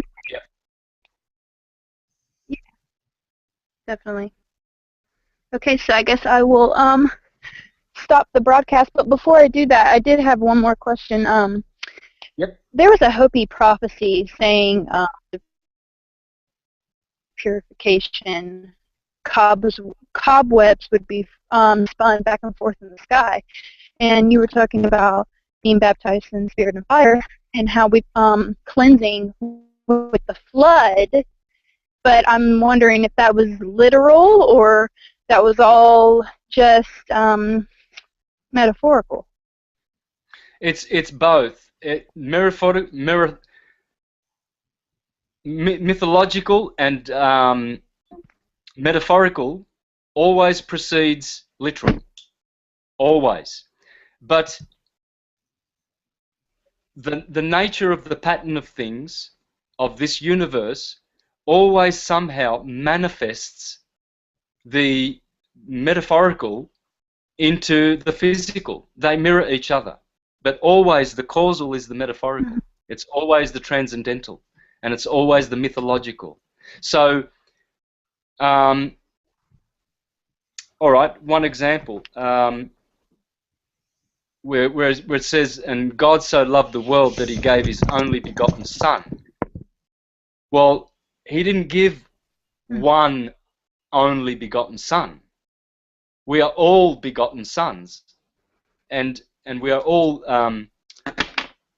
the Word made flesh, because the Christ dwells in us. So that is a metaphorical teaching.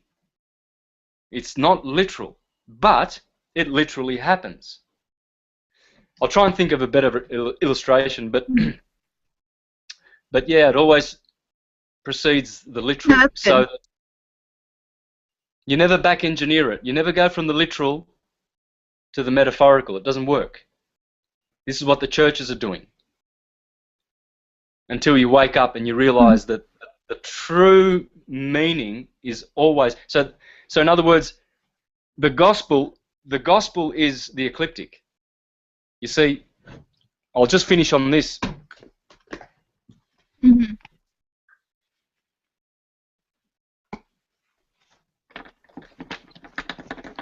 I've always said in my presentations that The true gospel is the ecliptic. That's the only gospel. And yet we have 4 gospels in this book that copy the ecliptic. Everything in the gospels here written about Jesus is what the sun does on the ecliptic. It's archetypal. But you will find in history that many ascended ones and many godlike men and women followed the pattern that is in here by nature, because there's no other pattern. And so erroneously they have imposed the literal on top of the metaphorical. So they literally want a Jesus, God-man, mundane history, historical, had to have been born of a virgin, done all the same things. And by the way, all of the God-man saviors, they all had the same attributes and the same story. 12 disciples, born of a virgin, 3 wise men, blah, blah, blah. It's all the same stuff, which indicates that it is metaphorical first. And then literally, if it happens, and it does, then the first gospel rules. And so, analema.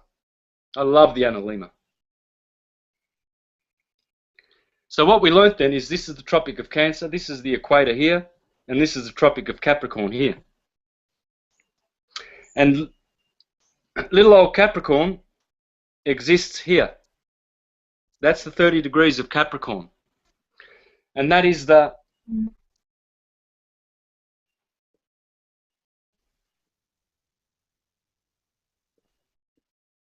that's the goat spell, because the goat rules.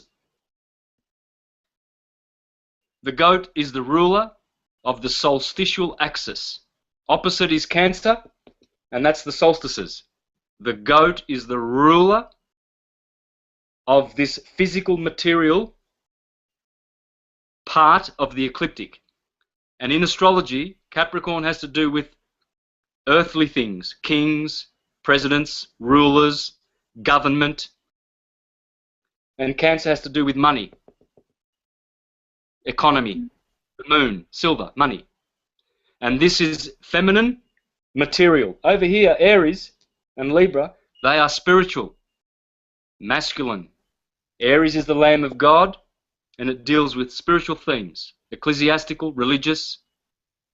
And Libra also has to do with justice and mind and mental things and intellect. And so we have the goat spell. So every time the sun does one of these, it has done a gospel. How do I know? Well, same word. Goat spell, gospel. How do I know? Well, because the original word in Greek is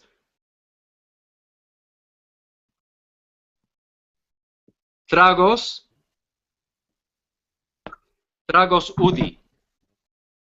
The song, the ode, this is ode, the ode of the goat, tragos, and we get the word tragedy from that. Tragedi.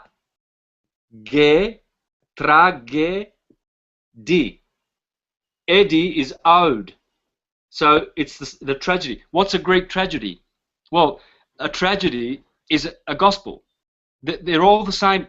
Nursery rhymes, fairy tales, tragedies, operas, gospels, stories, epics, whatever the hell you want to call the story, it's all this. Everything does this. Nothing does not do this. Everything starts here or here at the equinox or the solstice. The sheep and the goat. The sheep and the goat. And everything does a gospel, a goat's spell, because Capricorn rules the ecliptic. It's the carpenter's sign. It's the mason's sign. The motto for Capricorn is I use, I build.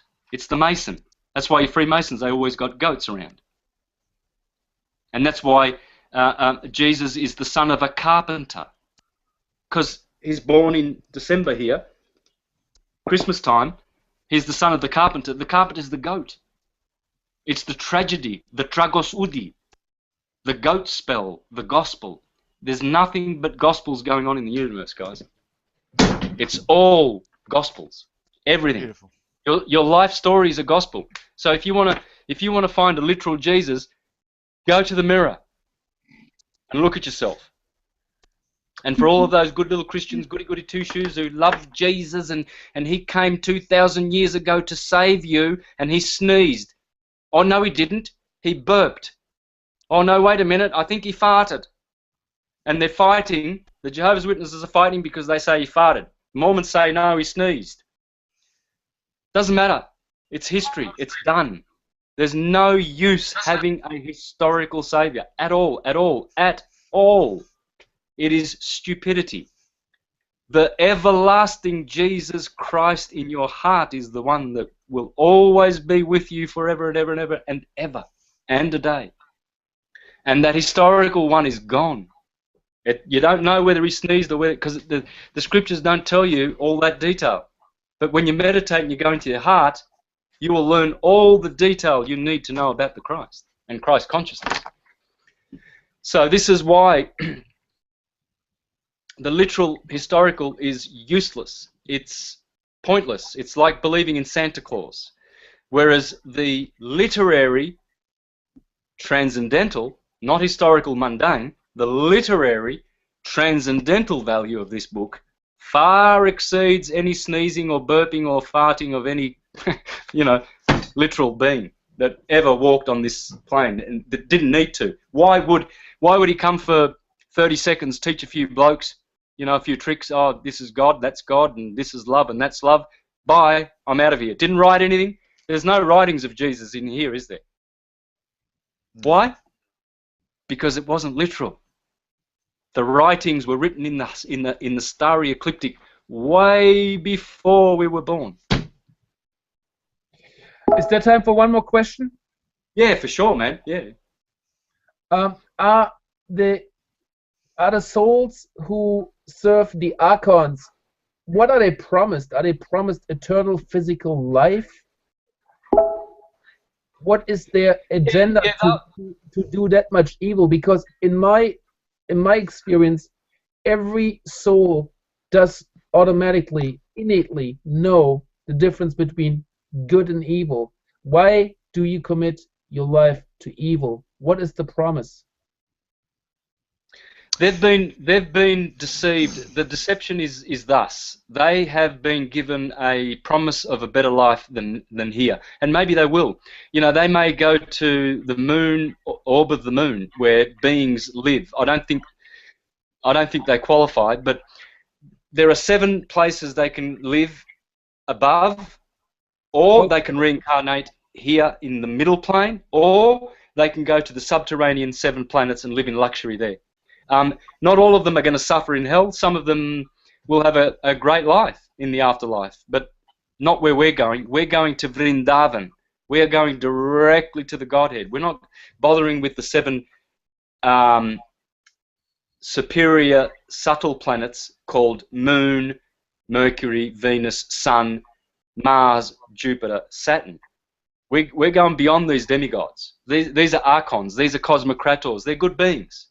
And they're good places to live, much better than here. But why? Why? We can. The promise has been given to us. The promise is that we can return to Godhead, to be God and with God. Thank you. Yeah, why settle for anything less? I'm not. Yeah. I refuse to.